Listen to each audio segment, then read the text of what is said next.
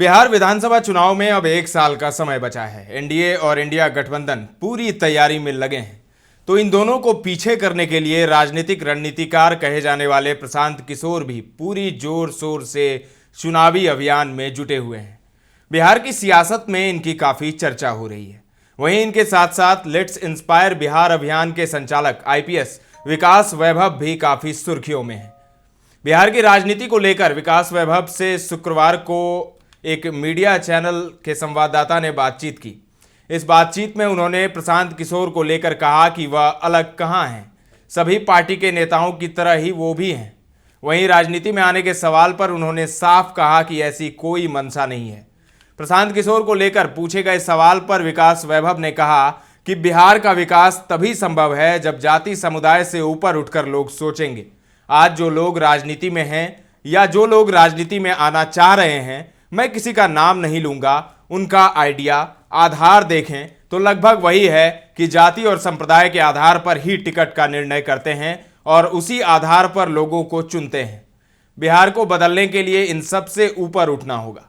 एक तरह से विकास वैभव ने प्रशांत किशोर का नाम लिए बिना उन्हीं पर निशाना साधा है। प्राचीन काल का चिंतन करें जब बिहार में जातियां थी, लेकिन अभी जिस तरह से जातिवाद है, ऐसा जातिवाद रहा होता तो मगध में नंदवंश का उदय नहीं होता, जो सबसे निम्न जाति से आते थे। आगे उन्होंने कहा कि आचार्य चाणक्य भी चंद्रगुप्त से जाति पूछते। बिहार का विकास तभी संभव है जब पहले जैसे लोग सोचते थे उस तरह की सोच रखनी होगी। लेकिन कुछ लोग अपने स्वार्थ के लिए प्रयास करेंगे या कर रहे हैं तो चीजें बदलती रहती हैं। लेकिन बिहार बदलना है तो हर लोग को जाति से ऊपर सोचना होगा और बिहार वासी को आगे आना होगा। अब एक फेसबुक पर विकास वैभव ने पोस्ट किया है, बड़ा ही लंबा चौड़ा पोस्ट है। थोड़ा सा उसका अंश आपको हम सुनाना चाहेंगे। पोस्ट के शुरुआत में वो लिखते हैं, मित्रों, कुछ दिन पूर्व दिल्ली में था। भ्रमण के क्रम में एक परिचित ने बड़े स्नेह से पूछा कि आप क्यों अपने अवकाश के दिन बिहार के लिए बर्बाद करते रहते हो और 3 वर्ष से अधिक से हर जिले में घूम रहे हो। यदि चुनाव लड़ना है तो केवल बेगूसराय और अपने क्षेत्रों में घूमते, पार्टियों के बड़े नेताओं के चक्कर लगाते, उनसे घनिष्ठ संबंध बनाते, सफलता तुरंत मिल जाती। भला बिहार को प्रेरित करने में क्यों ऊर्जा लगाना? आपका उद्देश्य क्या है, बताइए। भला क्या परिवर्तन हुआ है बिहार में लेट्स इंस्पायर बिहार के 3 वर्ष बीतने पर भी?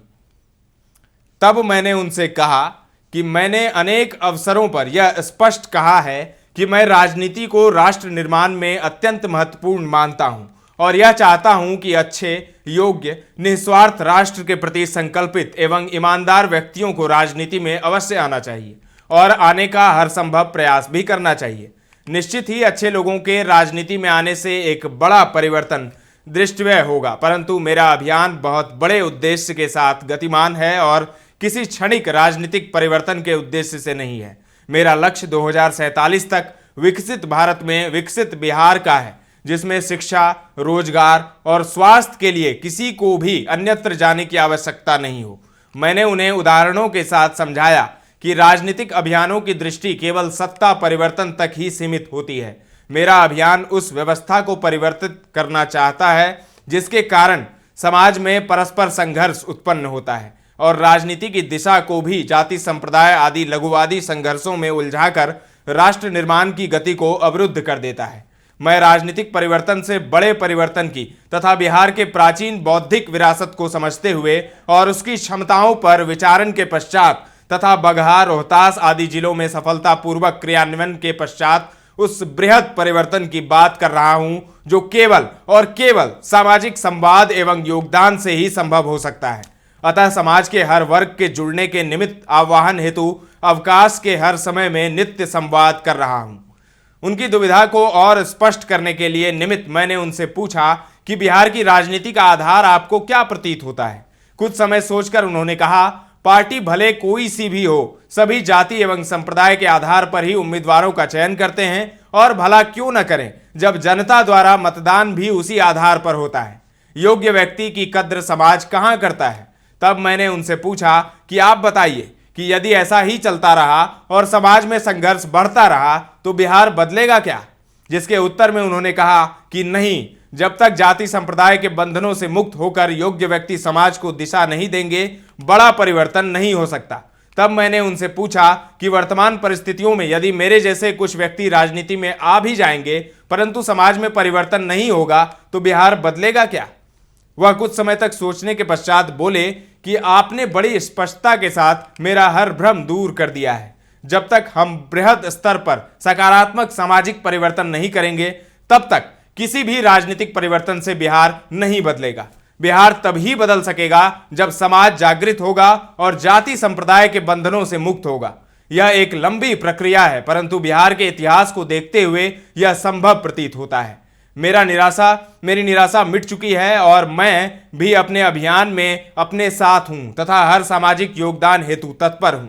मैं आगामी दोनों नमस्ते बिहार कार्यक्रमों में तथा दिल्ली के भारत मंडपम वाले कार्यक्रम में भी उपस्थित रहूंगा। मैंने तब उनसे कहा कि अभियान के अंतर्गत 2028 तक बिहार के हर पंचायत में अध्याय स्थापित करते हुए हर ग्राम नगर के जन जन तक पहुंचने का लक्ष्य निर्धारित है, जिसमें हर व्यक्ति से सकारात्मक योगदान की अपेक्षा है। मैंने उन्हें आश्वस्त किया कि भले ही हमारी सामूहिक यात्रा दीर्घकालिक होगी परंतु 2047 तक विकसित भारत में एक विकसित बिहार का निर्माण अवश्य करेगी। यात्रा गतिमान है।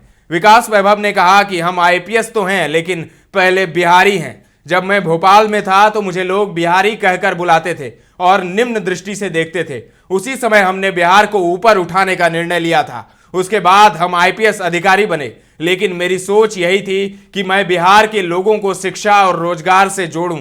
इसके लिए हमने 3 बातें शिक्षा, समता और उद्यमिता के मंत्र को लेकर अधिक से अधिक लोगों को जोड़ने का प्रयास किया। इसके लिए कई जगहों पर कार्यक्रम किया गया है। कई लोग हमारे अभियान में शामिल हो रहे हैं। कई लोगों को लाभ मिल रहा है और मेरा लक्ष्य है कि 2047 तक हर बिहारी को रोजगार, शिक्षा से जोड़ दिया जाए। वहीं उन्होंने राजनीति में आने को लेकर कहा कि मुझे इसकी कोई मंशा नहीं है और कोई जरूरत भी नहीं है कि राजनीति में आकर ही लोगों का विकास के लिए सोचा जाए। बता दें कि आईपीएस विकास वैभव पिछले 3-4 सालों से बिहार में शिक्षा, रोजगार जैसे अहम मुद्दे को उठाते हुए सामाजिक अभियान में जुड़े हुए हैं और 3 साल पहले उन्होंने लेट्स इंस्पायर बिहार अभियान की शुरुआत की थी। इसको लेकर 25 अगस्त को पटना में एक बड़ा कार्यक्रम भी करने वाले हैं, जिसमें केंद्रीय मंत्री जीतन राम मांझी, बिहार के उद्योग मंत्री नीतीश मिश्रा भी शामिल रहेंगे।